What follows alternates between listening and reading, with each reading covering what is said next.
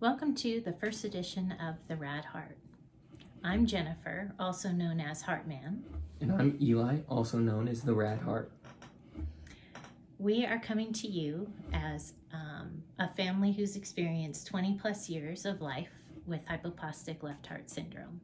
And we want to share our experience with you so that you can learn from us and find hope from us, because Eli looks so wonderful, and friendship too. It's our hope that you will get something out of this.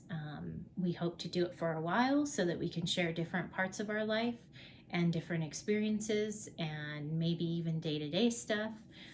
But for now, we want to start out with sharing the diagnosis, how we learned, how we felt about it. Eli can share a little bit about what he thinks, what he knows, maybe the challenge of learning about his heart defect so that he could learn as an adult to take care of himself. So, Eli, how should we start? I think we should start about how you and Dad found out and just kind of what happened on the first day. So when we were going in I was 16 weeks pregnant, and we were going in for the appointment that would tell us whether or not Eli would be a boy or a girl. And Kevin, my husband and Eli's dad, was with me. We were super excited. We had had 2 kids. Victoria is 7 years older than Eli, and Noah is 4 years older. And we just had no reason to expect anything would be wrong, and we were just ecstatic. We were in the ultrasound room on the table, and we could tell that the tech was taking a little longer than we had thought, but she was pretty good at keeping things, kind of quiet, unsuspecting, and we learned Eli would be a boy, and we were super excited about that. But then the tech said, I need to go out of the room and get the doctor because I want him to take a look at some things. And we hadn't had that happen before, so we kind of suspected maybe there was something wrong. She was gone for quite a while, and that made us a little more nervous. And when she came back with the doctor, he told us about that they were not seeing a good portion of Eli's heart, and that they were concerned that his heart had not developed properly. We were shocked, just totally shocked. They, told us that they were going to go out of the room, and I was going to get dressed, and then they were going to help us with next steps, what we could do next. And Kevin promptly decided to pass out. So your dad was a little shocked, and so was I. I mean, it was pretty crazy. The doctors helped us, the nurses, honestly, the whole office, I think, pretty much just came and hustled Dad into a room so that he could kind of wake up and just be okay. And then I remember just sitting across the desk from someone, one of the office people, and she just started giving us a bunch of information. I obviously took it in because I went home and knew what to do, and it was pretty, it was a lot. Your dad just kind of stayed in that other room until I was done getting all the information, and then things just started going. It's pretty rare that especially back then, 20 years ago, that you would be diagnosed that soon, that quickly in utero, like that we could find out information ahead of time, that I could carry you. One of the big things, I think, is that you were fine inside of me. So we knew you were okay, for the most part. And so that was at least, I don't know, gave me some peace, I guess, that you were okay inside of me and okay until you were born. So Yeah, so that was what happened when you were diagnosed. Mm-hmm. And then we went about the task of seeking just doctors, specialists, second opinions, insurance companies to see how how are we going to deal with this, because it was pretty rare back then, wasn't very common. The information we found, believe it or not, we did not have a computer back then. I'm sure you've heard about that, but we didn't have a computer. Kevin didn't want a computer. He didn't need a computer, so we didn't have one. And so he would go to work. Dad just reminded me of this the other day. He would go to work, and on his lunch break, he would research what hypoplastic left heart was, Wow. and then print out what he found and bring it home to me. But Nana decided that was silly, my mom, and she was going to buy us a computer. So she did. She bought us a computer, her and Papa, and so that I could do research from home. And, there's just a lot. Even back then, there was a lot you could do on the computer. Yeah, so we did as much as we could. And the stories we did find were not positive stories. It was really difficult, but the doctors were always more positive than the stories. Mm-hmm. They were really hopeful. We ran into some that weren't very nice, that honestly were probably a little scared to be your doctor, to be honest. Even pediatricians. We had to find a pediatrician that was willing to deal with it. Yeah. Mm-hmm. And we did. But yeah, so anyway, that was basically when we learned of your diagnosis. And then as we dug in, we just discovered more about what it meant, what it was, what the treatment possibilities were, and stuff like that. So you describe what hypoplastic left heart to be. So I know hypoplastic left heart to be your left ventricle is shrunken, smaller than normal. It's still there, but not really. It's very small. And I know that because of that, it changes the blood flow of through your heart passage. And so I know that because of that, the blood flow change, one of the procedures was to keep I don't know if it was a valve or something, to keep something open that you would usually close on a normal heart, so that the blood flow wouldn't basically clog, and it would just smoothly go through. And then I also know that my aorta was very small, so they had to take, I think, was it heart tissue? No, you have a Gore-Tex shunt. Okay, a Gore-Tex shunt. And so that kind of expanded my aorta, so I could get more blood flow and oxygen to my heart. Yeah, so you were diagnosed, if I remember correctly, with hypoplastic left heart. Aortic atresia is what they call the small, a pulmonary atresia on your left side, and then mitral valve regurgitation. Okay. Or is it tricuspid valve regurg? It's one of the two. It's the valve you have because you don't have the other valve. So the left valve you don't have, the right valve you do. So you had regurg.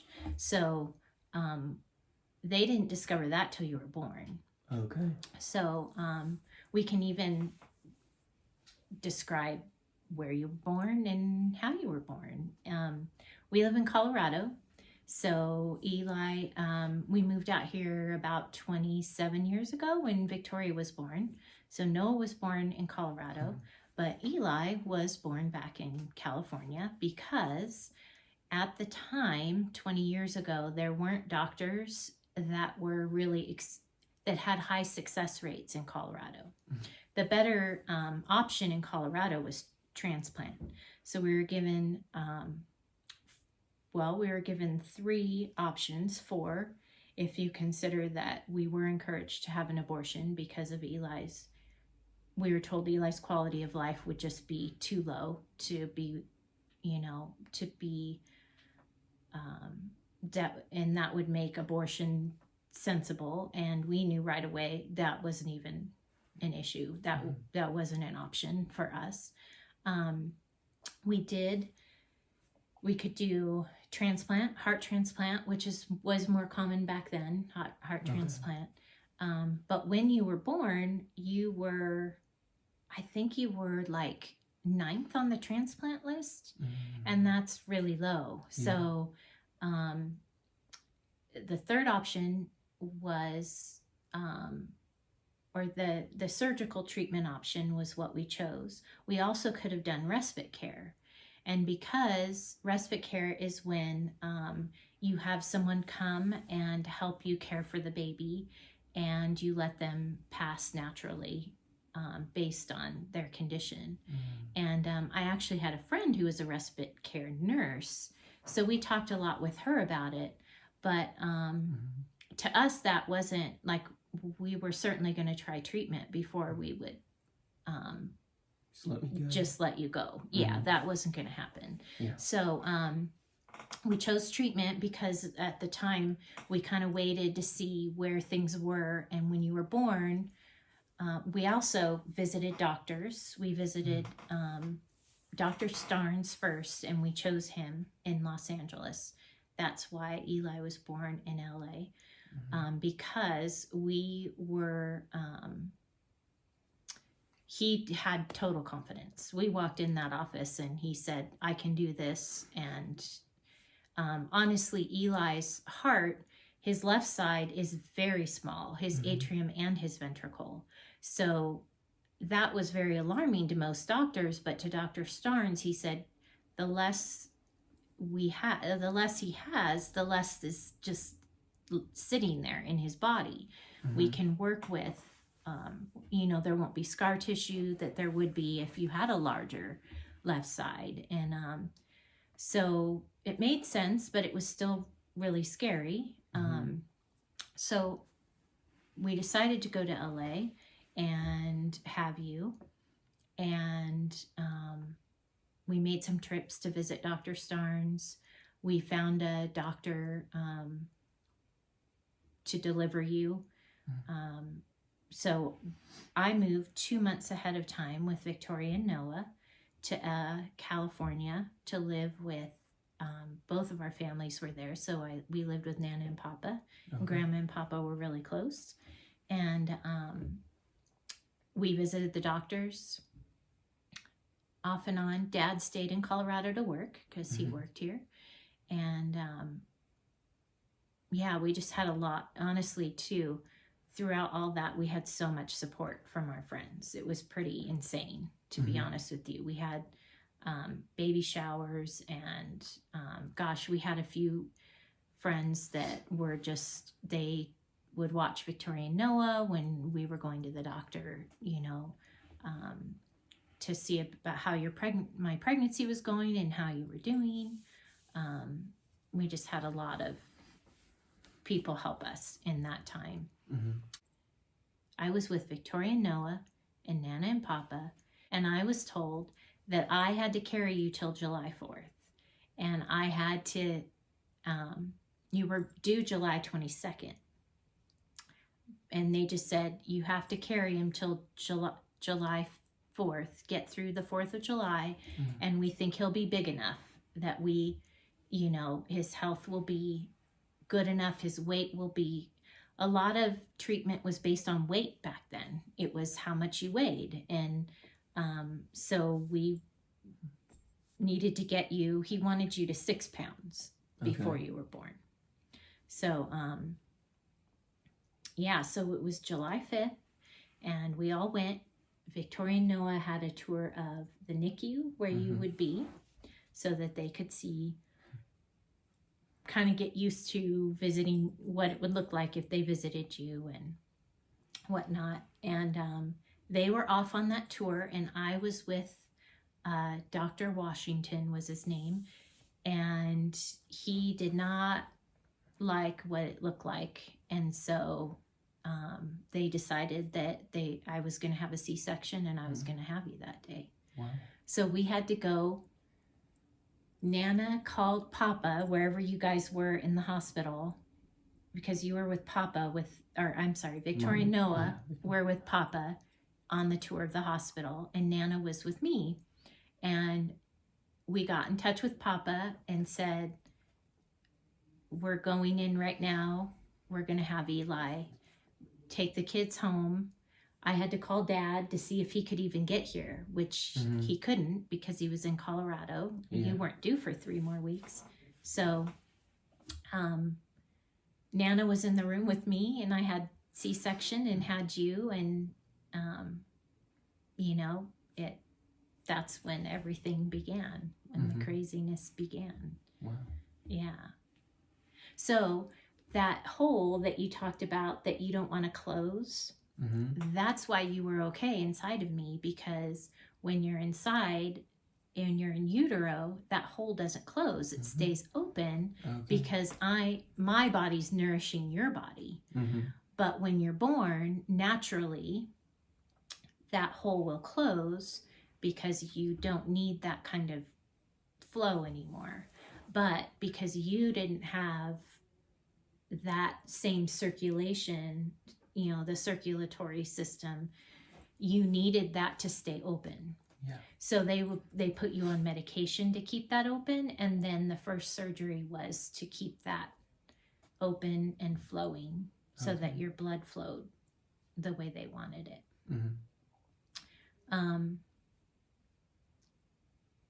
So we've talked some about like being diagnosed, and when I think when you were 13 you started, or 16 when you started, like Molly started following you and helping you learn more about your diagnosis. And 13, 14? Yeah. So around then. Do you think, has it been hard learning about your diagnosis, and like, was it hard for you to understand it? Like when I was doing just in general, is it still hard for you to understand? I'd say at first it was. I guess it was just kind of confusing. Like just all the different things and having so much done to me, and like with it not just being a heart condition, like with the different types of, because like the heart condition and then the aortic whatever, and then just like all that, and then just kind of learning about every procedure that I had to do and the different names of those. And so I guess it's just like a lot of information, but I feel like I've gotten a decent grasp of it. Not really though, because like even when I still have to fill out information, I go by myself now, and I have to text you like, hey, what are my procedures? But yeah, I feel like I've gotten a decent grasp of like the basics of it. Well, and I think too, like the best way to learn is by doing. So you doing it yourself has helped you like be more confident in what you're what you know, recalling what you know. I remember a funny story about that is Eli had a newspaper article, or a school newsletter. The school newsletter did an article on him, and he thought hypoplastic left heart meant the right heart was small.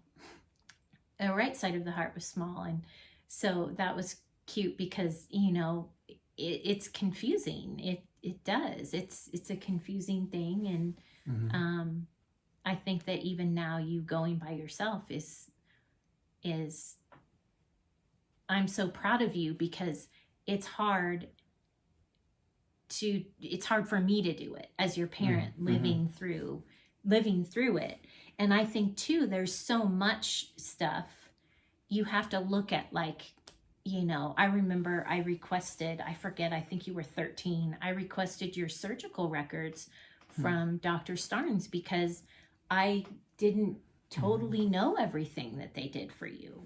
I didn't know how to describe it in a way that, you try to describe things in more common terms to your friends and your family, but like when you're sitting in front of a doctor trying to explain what happened, and they're asking you technical questions and you don't know, and I think too, there's some things that you kind of go through and learn because you have to. And then when it's over and you don't have to anymore, you forget because it's just not something you sit and ponder all the time. Definitely. You want to remember the positive and the good things and how things have, that's not part of your life right now, you know? So, yeah. So what else about,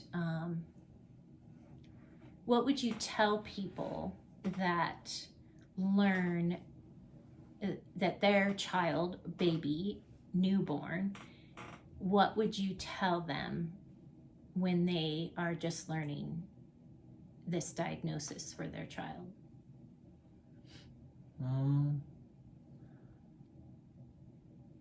Like, I tell them that it's all gonna be like good, like not to worry too much, especially because like with me and when you found out, it was 20 years ago. And I feel like today with all the new technology and all the information that's being discovered about my heart condition, and not even mine, but like just heart conditions in general, I feel like there's more people who are like who that's their profession now, and like there's more people than just like my doctor, Dr. Starnes, or them that know how to do the procedures, and there's better procedures than like what I had to go through. So I just feel like in today's day and age, it's like it's a big deal, but there's better and faster ways to take care of it and like have things done where the child can have a better life and a quote-unquote normal life. That's good. Normal life. I think that might be, as we're thinking of things to talk about in our next episodes, what do you think would be a good next episode based on what we talked about today, or like what you want to talk about, what you want to share? Probably kind of my perspective, maybe like my life, because I know like I don't know what, like I know what happened, but I don't remember like me being born up till like geez, I don't even know, like maybe 8th grade or something. I don't know. So pretty recent, but I don't know, maybe like back like maybe like 5th grade, or maybe like a little bit of kindergarten or something. I don't know, just like here and there, but probably just like my experiences, and even like, as I said, the quote-unquote normal life, maybe like me trying to experience that normal life with like doing sports, or like trying to fit in, I guess, with being normal. So yeah, just like my experiences, and up until even recently, like college and ending high school and stuff like that. COVID. Yeah, COVID. You're experiencing COVID. Yeah. Yeah, because that's probably a big deal for a lot of people right now. So yeah, so that's good. So in future episodes, that's what we want to do. We just want to share the hope of that Eli really has. Like, you can tell by his smile that he enjoys life. He has an awesome quality of life.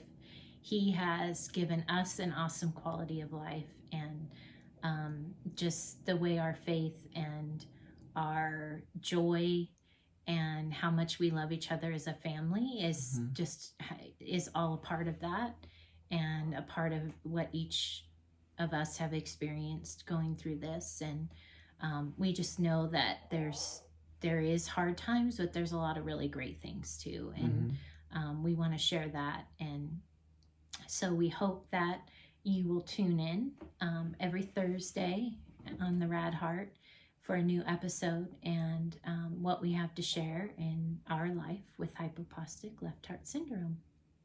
Bye. Bye.